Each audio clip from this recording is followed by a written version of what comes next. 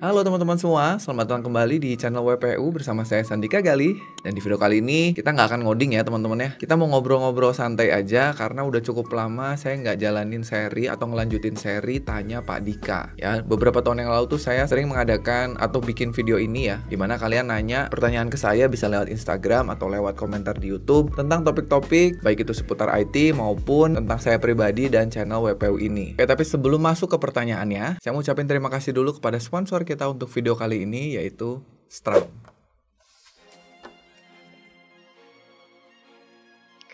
Buat kalian semua yang saat ini lagi cari office furniture yang nyaman dan juga elegan, harus simak ini. Saat ini saya lagi pakai kursi Torres dan meja Bruno dari Stram. Melalui brand Stram, PT Hema Meda Jaya hadir sejak tahun 1991 sebagai pionir produsen kursi kerja ergonomis, sofa, dan furnitur berkualitas tinggi di Indonesia. Jadi selama 33 tahun terakhir, Stram sudah dipercaya oleh ribuan klien di seluruh Indonesia. Mulai dari perusahaan nasional, multinasional, instansi pemerintah, rumah sakit, universitas, stadion, sampai bandara. Tanpa berlama-lama lagi, langsung aja kita bahas produknya yuk. Yang pertama ada meja Bruno, meja kerja yang bisa diatur naik turun pakai kontrol panel canggih ini. Ada LED display, bisa simpan 4 posisi ketinggian favorit kalian. Dengerin deh suaranya, motornya, silent banget. Mejanya kokoh dan stabil, kuat nahan beban sampai 100 kilo. Ada sistem anti tabrakannya juga. Jadi aman buat kalian yang suka naruh barang di bawah meja. Untuk meja Bruno ini ada 5 varian warna yang bisa kalian pilih.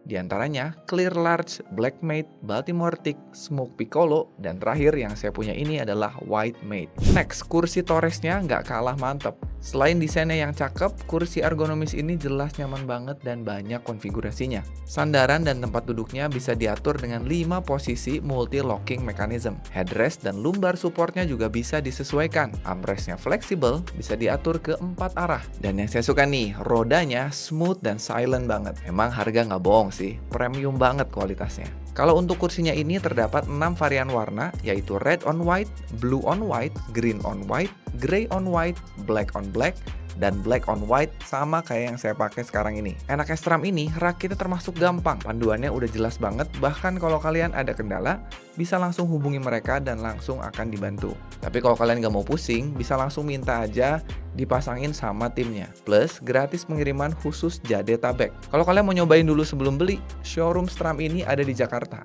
Nah, khusus buat kalian ada voucher eksklusif dan diskon gede-gedean di Tokopedia-nya Stram.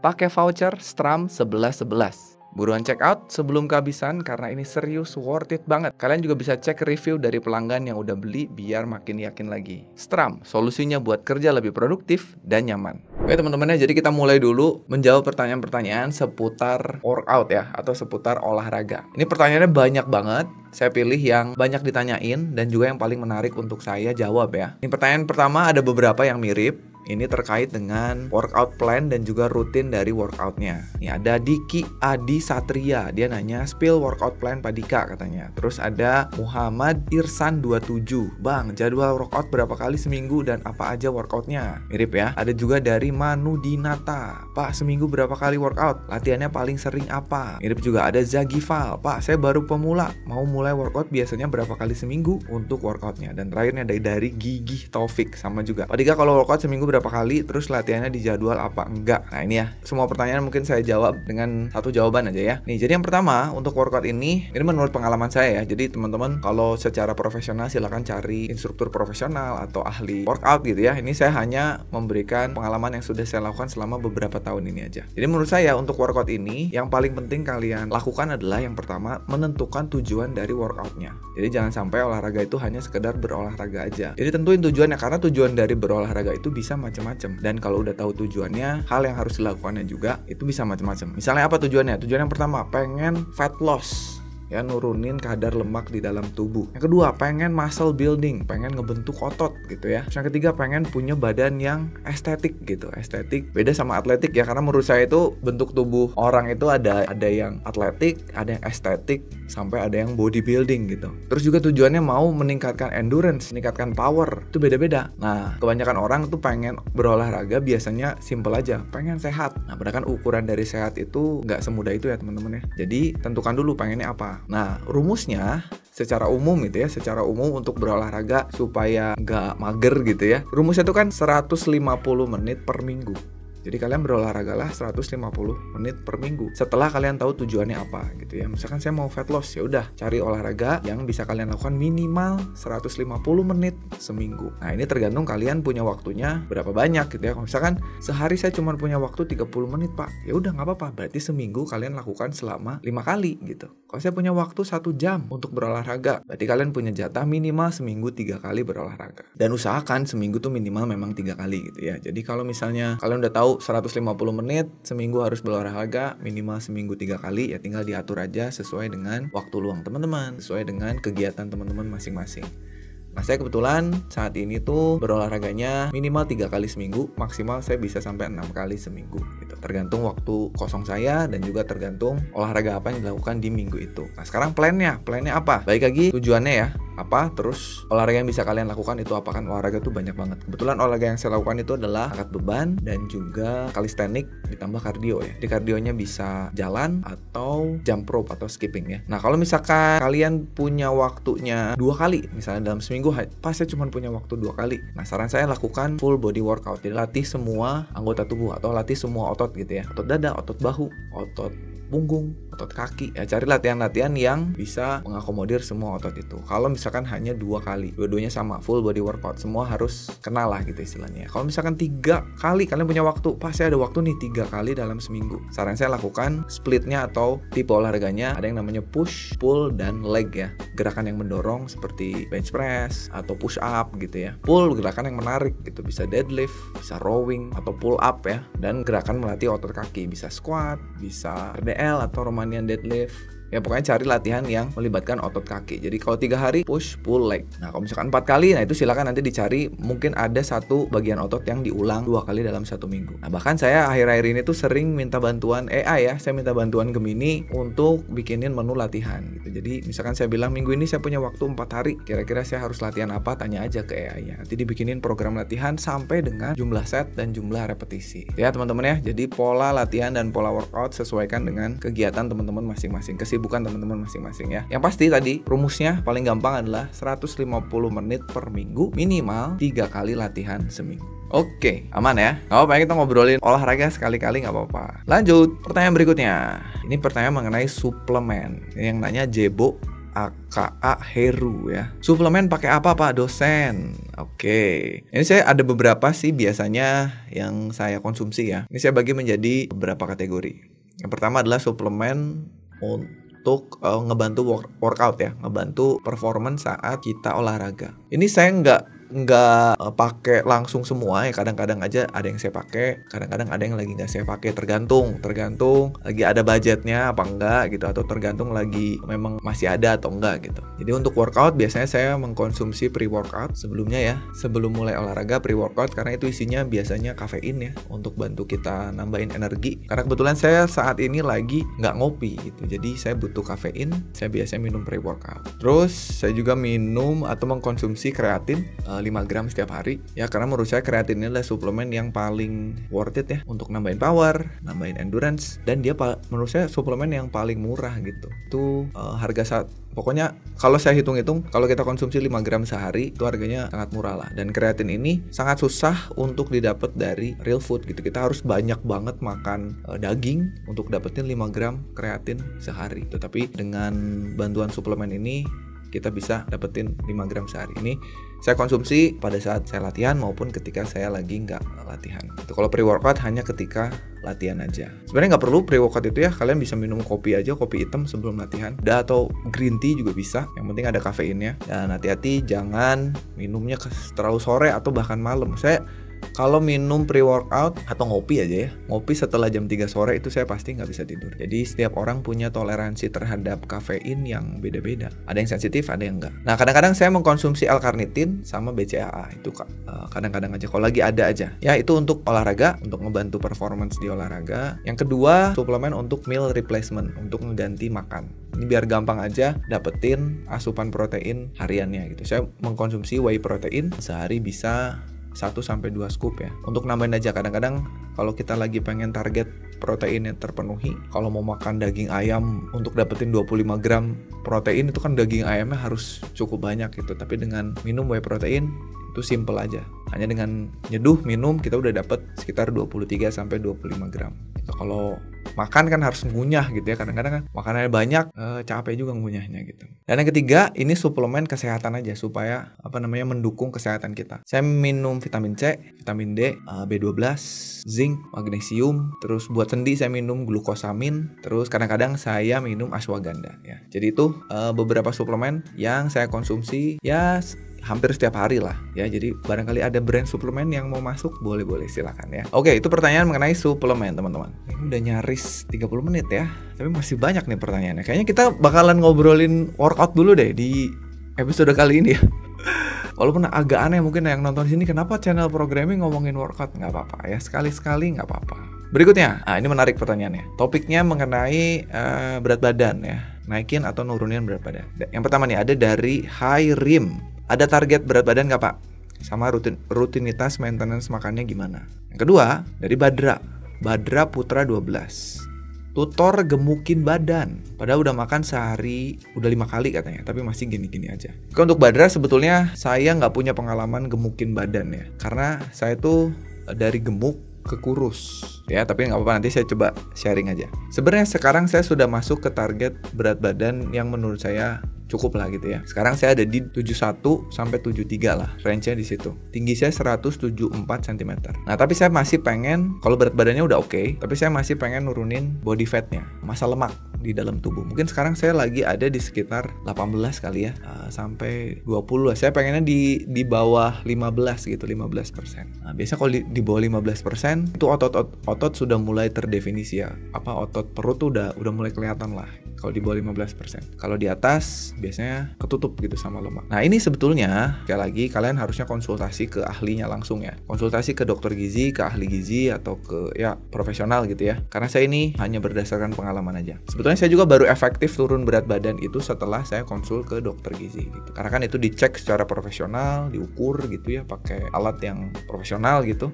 Terus saya dikasih meal plan, makanannya harus seperti apa gitu supaya turun. Nah, tapi rumusnya sebetulnya ada yang namanya TDEE ya, TDEE, Total Daily Energy Expenditure. Itu artinya terjemahannya adalah total energi harian yang dihabiskan. Jadi berapa kalori yang dihabiskan per hari agar kalian bisa berjalan dengan normal lah gitu ya. Tubuh kalian tuh bisa berjalan normal dengan berapa kalori seharinya. Cari aja website yang namanya TDEE Calculator, atau kalian googling aja. Nanti masukin data diri kalian, beratnya, tingginya, umurnya, aktivitas kalian sehari-hari. Nanti keluar berapa TDEE kalian. Itu misal kalian udah masukin terus keluar angkanya 3000 sehari, berarti kalian akan berfungsi normal dengan menggunakan 3000 kalori gitu misalnya, kilokalori. Nah, kalau misalkan kalian menghabiskan dalam satu harinya segitu kalori, itu artinya kalian nggak akan nambah berat atau nggak akan ngurang berat. Jadi maintenance disebutnya, stabil aja. Nah, kalau udah tahu TDI-nya berapa, tinggal kurangin aja. Misalnya pengen turun berat badan, kurangin 300 sampai 500 kalori per hari. Pengen naikin berat badan, jadi tinggal naikin 300 sampai 500 kalori. Jadi sebenarnya caranya gampang, rumusnya gampang. Ya memang ngejalaninnya susah ya. Yang harus dilakukan adalah kalian tertib, tahu apa yang kalian masukin ke dalam tubuh kalian, dan kalian tahu aktivitas apa yang dilakukan hari itu gitu. Kalian harus tahu satu porsi nasi padang tuh kalorinya berapa. Cari aja, app-nya banyak ya yang bisa tahu. Bahkan sekarang ada app yang bisa foto makanan kita terus keluar tuh kalorinya berapa gitu. Jadi saya selama 1 tahun ke belakang ini ngitung tuh seharinya menghabiskan berapa kalori. Kalori maintenance saya sekarang di sekitar 2800 lah. Jadi kalau misalkan saya pengen turun, ya udah saya turunin 300. Kalau saya pengen naik berat badannya, saya naikin gitu. Nah, kalau misalkan kalian udah makan terlalu banyak nih hari ini, udah lewat dari jatah kalori kalian, waduh, Tadi pagi sarapan misalnya apa? Lontong kari gitu ya. Siang makan nasi padang, malam makan sate kambing misalnya. Nah, itu kan kalau di total bisa lebih dari 3.000. Supaya nurunin lagi, tambah aktivitasnya gitu ya. Makanya tadi dalam seminggu tuh kalian harus ya gerak gitu, harus beraktivitas supaya mengkompensasi asupan makanan. Jadi kalau misalkan bahkan kalian bisa nge-planning ya. Oh, hari ini saya mau datang ke kondangan gitu. Misalkan oh hari ini ada acara yang bakalan makan. Nah, berarti kalian bisa nabung energi dulu. Pagi-pagi jogging dulu gitu. Karena tahu siang nanti bakalan makan enak gitu. Pagi-pagi jogging dulu supaya si kalorinya minus dulu gitu. Ya, pokoknya harus sedikit effort lah. Ngitung ya, harus sedikit effort ngitung kalori. Nah, hati-hati. Kadang-kadang makanan yang nggak mengenyangkan kalorinya tuh tinggi banget. Makanan manis, kerupuk ya, snack-snack gitu. Itu kadang-kadang nggak bikin kenyang, tapi kalorinya tinggi gitu. Jadi kadang-kadang perasaan saya makannya udah sedikit, tapi tadi udah makan macam-macam ya, makan cake, makan lemper gitu, makan kerupuk. Nah, itu lumayan ngabisin jatah kalori harian. Oke ya, itu jadi sekali lagi saya udah ada di target berat badan, tapi untuk massa otot masih kurang ya. Oh, ini mengenai kapan mulai workout dan kenapa workout ya. Dose Rip nanya, Pak, kenapa dan kapan pertama kali workout? Saya mau lihat skill kalistenik. Wah, belum ada apa-apanya ya skill kalistenik. Dari bahas coding, kenapa Pak Dika sempat kepikiran untuk pivot ke ranah olahraga? Konteksnya di Instagram. Iping Gunawan, apakah channel serta media sosial Pak Dika akan beralih ke konten workout? Nah, ini kita jawab semuanya sekaligus ya. Iping, Dose, dan bahas coding. Oke, jadi saya mau cerita dulu waktu pandemi kemarin ya. Waktu pandemi kemarin itu saya mencapai berat badan terberat saya seumur hidup. Saat ini saya hampir 40 tahun ya, saya 39 sekian, hampir 40 tahun. Berat terberat saya itu di 88, itu saat 2021 ya, 2020 menuju 2021 lah. Itu karena nggak gerak, di rumah terus, kerjaannya makan terus ya, ngemil. Kayak itu paling berat lah, saya ngerasa badan saya berat. Saya kalau naik ke tingkat 2 rumah saya itu ngos-ngosan gitu ya, saya baru merasakan ya aneh gitu, kenapa kok ngap gitu, kenapa kok capek. Nah, mulai dari situ saya memutuskan untuk bikin ya nyicil home gym lah, beli barbel, beli alat-alat perintilan gym lah gitu. Jadi mulai olahraga tuh di tahun 2021 ke 2022 tuh, tapi masih asal-asalan, olahraga asal-asalan, nggak terprogram. Makan juga ya mulai mengurangi jumlah makanan, tapi apa yang dimakannya masih nggak dijaga lah gitu. Nah, sampai awal tahun ini saya memutuskan untuk ke dokter gizi gitu, sekalian nemenin istri saya juga untuk ke dokter gizi gitu. Kita berdua ke dokter gizi berniat untuk menurunkan berat badan. Nah, saya ingat banget di bulan April di bulan April itu saya ke dokter gizi, berat saya itu di 78. Jadi sebenarnya udah turun 10 kilo tuh dari sejak pandemi tuh ya, 78-79. Nah, sama dokternya dikasih program untuk fat loss atau cutting gitu. Disuruh workout, terus dikasih menu makanan yang harus dimakan lah gitu ya, seperti apa. Dan jumlah porsinya gitu. Nah, dari situ saya jadi semangat gitu ya. Ada dokter ya, masa udah bayar dokter, nggak dilakukan. Saya bisa olahraga tuh 5-7 kali tuh seminggu. Pernah non-stop tiap hari olahraga gitu. Sampai akhir September kemarin itu proses cuttingnya terendah tuh berat saya di 68. Mungkin nanti saya cari gambar ya. Mungkin teman-teman bisa lihat di sini, dari berat saya di 88 kayak gini sampai ke 68. Ya, lumayan tuh. Tapi menurut saya 68 terlalu kurus gitu ya. Jadi saya mengakhiri cuttingnya di bulan akhir September kemarin. Masuk bulan Oktober mulai lagi proses bulking. Tapi sekarang bulkingnya bersih lah gitu istilahnya ya, makanannya nggak yang aneh-aneh.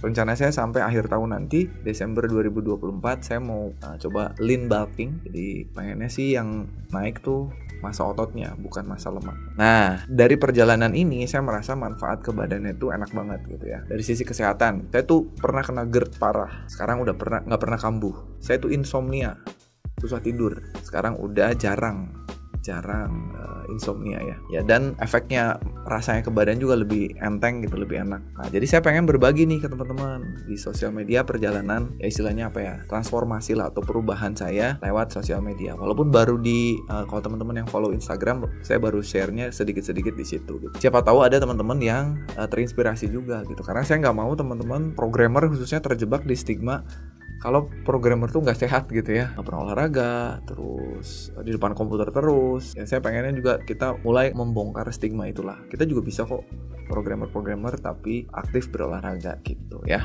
Jadi fokusnya bakalan tetap ya coding ya, tentu saja bakalan tetap edukasi programming. Tapi ya saya akan sisipin aja konten-konten olahraga. Apalagi sekarang saya lagi belajar kalistenik juga ya. Itu jadi alasannya teman-teman ya. Yang mudah-mudahan sih ada gitu yang merasa terinspirasi gitu. Atau mungkin ada yang aneh juga, ini kenapa jadi nggak pernah bahas coding nih? Ya nggak apa-apa ya. Mudah-mudahan sih dimaafkan ya. Berikutnya dari Edward. Nah ini hubungannya sama konsistensi ya. Cara konsisten dalam suatu hal gimana Pak? Misalnya untuk workout atau yang lain. Harun juga nanya gimana caranya konsisten dalam suatu hal. Jadi ada Harun dan Edward. Nah ini saya hubungkan sama workout ya, walaupun sebetulnya ini bisa kalian terapkan di kegiatan apapun di kehidupan kalian. Sebetulnya pertanyaan yang tepat itu bukan kenapa bisa konsisten, karena konsisten itu adalah alatnya, konsisten itu adalah caranya untuk mencapai sesuatu. Yang kita butuhin adalah disiplin. Capailah level disiplin, karena kalau udah nyampe ke level disiplin, kita itu akan konsisten. Otomatis untuk konsisten melakukan sesuatu yang penting nih, bahkan ketika kita nggak suka ngelakuin. Kalau kita udah ada di tahap, aduh males, capek, badan lagi nggak enak, tapi tetap melakukan sesuatu, entah itu belajar, olahraga, atau kerja gitu ya, itu kita berarti udah ada di tahap disiplin. Karena nggak setiap hari loh kita tuh akan punya semangat 100% untuk melakukan sesuatu. Ya ada kalanya kita malas, ada kalanya kita nggak enak badan gitu ya, ada kalanya kita bosen, tapi karena disiplin, ya udah mau nggak mau, udah tanggung jawab, kita harus lakukan itu. Jadi yang dicari adalah disiplin. Nah gimana caranya supaya disiplin? Nah ini yang susah, karena jawabannya hanya bisa datang dari diri kalian sendiri. Cari tujuannya, itu balik lagi. Jadi yang penting adalah kalian harus cari tujuan kenapa kalian melakukan itu. Harus kuat tuh tujuannya, goalsnya harus kuat dulu. Kenapa kalian harus belajar Laravel? Kenapa kalian harus belajar React? Kenapa kalian harus ngulik Python, Golang, Rust? Harus ada tujuannya dulu. Cari tujuan yang bikin kalian semangat supaya disiplin. Kadang-kadang ya ada yang tujuannya kurang kuat gitu ya, ikut-ikutan teman. Tujuannya karena pengen dapetin sesuatu, misalkan apa ya, kayak mendapatkan penghasilan tuh bisa jadi oke tujuannya, bisa jadi enggak juga. Karena kadang-kadang kalau udah dapat penghasilannya, semangatnya nggak seperti yang udah atau yang kalian bangun di awal gitu. Jadi benar-benar harus cari tujuannya tuh apa. Dan itu yang bisa jawab hanya kalian sendiri. Kalau orang lain mungkin bisa nyemangatin ya, cuman yang bikin kalian disiplin ya diri kalian sendiri. Jadi cari tujuannya apa, oke? Jadi cara konsisten gimana? Justru konsistennya itu caranya gitu untuk mencapai sesuatu gitu. Ya, semoga menjawab sih. Kayak misalnya untuk workout nih, kenapa saya bisa disiplin? Kenapa saya bisa konsisten workout setiap hari atau workout seminggu 3-6 kali? Tujuan saya adalah sebenarnya simple. Tujuan saya satu, masa tua saya nggak mau nyusahin orang gitu, nggak mau sakit-sakitan, nggak mau lemah gitu ya. Tujuannya itu. Terus yang kedua, saya pengen punya badan yang lebih bagus dari para mahasiswa saya gitu. Itu tujuannya. Saya nggak mau dikalahin tuh sama anak-anak muda sekarang gitu kan. Keren gitu ya, punya dosen tapi dosennya badannya lebih keren daripada para mahasiswanya. Itu aja sih ya. Jadi kalian cari goals kalian sendiri. Nah ini satu lagi tentang sakit pinggang ya. Ini untuk para pemuda-pemuda jompo. Dari Henry Mardani ya, Pak, cara agar tidak sakit pinggang kelamaan depan komputer karena coding. Ini kadang-kadang kita nggak sadar kalau kita udah terlalu lama duduk depan komputer, lagi asik coding, lagi asik debugging, lagi asik solving error gitu. Nggak kerasa tiba-tiba udah pagi gitu ya, kita ngerjainnya malam, tiba-tiba udah azan subuh gitu. Yang pertama, kasih reminder untuk stretching gitu ya. Misalkan setiap 40 menit, kalau 1 jam kayaknya kelamaan ya, 45 menit lah. 45 menit bikin reminder agar kalian berdiri untuk stretching, nggak duduk terus-terusan. Terus yang kedua, gunakan sebuah teknik untuk fokus gitu ya. Misalkan kalian bisa pakai teknik Pomodoro. Pomodoro tuh kalian fokus berapa menit, istirahat berapa menit. Jauhin distraction. Saya biasanya nyimpen HP di tempat lain atau nyimpan minum di tempat lain supaya begitu waktu fokus saya selesai, saya berdiri jalan, cek handphone, balik lagi. Jadi minimal saya berdiri terus jalan, gerak gitu. Jangan duduk terus-terusan. Itu yang pertama ya. Jadi untuk menghindari kita terlalu lama gitu duduk depan komputer. Yang kedua ya olahraga. Kalian cari kegiatan yang bikin tubuh kalian gerak gitu. Workout apapun. Gak harus angkat beban, gak harus calisthenics, apapun ya. Mau futsal, badminton, lari. Pokoknya gerak gitu. Jangan diem aja gitu. Itu yang bahaya, kita tuh hidupnya sedentary, diem terus. Harusnya gerak gitu. Yang berikutnya adalah kalian gunakan perangkat atau setup yang adjustable, bisa diatur. Ya kayak meja, kursi, kalian pakai bracket gitu. Kayak ini meja yang saya pakai ini tadi yang dari Stram. Lihat, kalau misalkan kita lagi capek, ya udah tinggal naikin. Elektrik dia. Terus berdiri. Nah, gini tuh. Jadi setiap berapa menit sekali berdiri ya. Terus duduk lagi. Dan suaranya smooth banget. Mantap ya. Jadi sekali lagi terima kasih nih buat Stram udah sponsorin video kali ini. Meja dan kursinya sangat adjustable. Enak banget buat dipakai. Oke teman-teman ya, jadi mungkin itu tanya Pak Dika untuk hari ini ya. Ini kayaknya udah terlalu panjang juga videonya. Udah berapa menit? Udah lebih dari 40 menit ya. Ya mudah-mudahan sih ya ada manfaatnya meskipun kita nggak ngobrolin masalah coding ya. Ya nggak apa-apa lah meskipun yang datang ke sini pengen belajar coding tapi ternyata ngobrolinnya olahraga ya. Ya saya harap sih masih tetap ada yang nonton ya. Dan ini baru tentang workout, masih ada kategori lain. Kemarin saya minta tuh kalian nanyanya tentang content creation atau tentang behind the scene-nya WPU gitu ya. Itu nanti kita akan bahas di video terpisah lah supaya ini nggak terlalu panjang ya. Jadi mungkin itu aja untuk video kali ini. Sekali lagi mudah-mudahan ada manfaatnya buat teman-teman semua. Kasih pendapat lah di kolom komentar mengenai obrolan kita hari ini. Menurut kalian gimana? Kalian suka nggak ngedengerin celotehan di luar IT gitu ya, atau kalian pengennya ngobrolinnya programming terus aja? Silahkan tulis di kolom komentar di bawah. Dan sebelum saya akhiri, sekali lagi saya ucapin terima kasih kepada Stram yang udah sponsorin video ini. Nah jangan lupa Stram itu lagi ngadain diskon yang gede-gedean ya di Tokopedia mereka. Jadi silakan kalian langsung datang aja ke Tokopedia, nanti linknya saya simpen di deskripsi video ini. Dan buat kalian penonton setianya WPU yang udah nonton sampai akhir, kalian bisa masukin kode kuponnya STRAM111 untuk dapetin diskon di Tokopedia-nya Stram ya. Jadi silakan langsung dimanfaatin aja. Oke, sekali lagi itu aja. Terima kasih teman-teman sudah menyaksikan. Kita ketemu lagi di video berikutnya. Saya Sandi Gagali pamit dan seperti biasa, jangan lupa titik koma.